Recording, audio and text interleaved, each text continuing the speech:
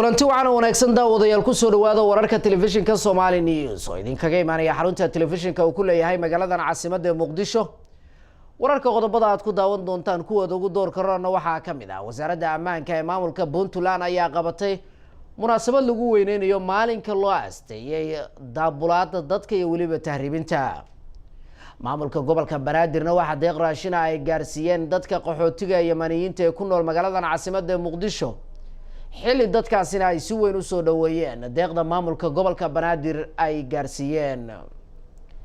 siyaasiga la yiraahdo Siciid Dani oo xilliyadii ugu dambeeyay socdaalo kala duwan ku bixinayay gobolada dalka una sharaxan xilka madaxtinimo ee Jamhuuriyadda Federaalka Soomaaliya ayaa maanta gaaray magaalada Garowe waxaana halkaasi ku soo dhaweeyay dad fara badan.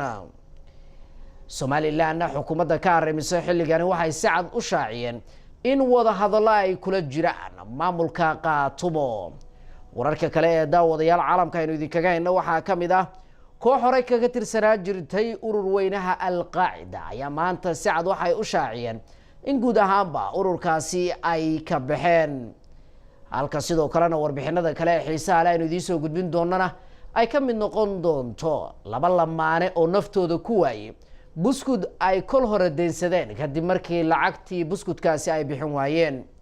qodobadaasi iyo qodobo kale goordhow diyaar garooba.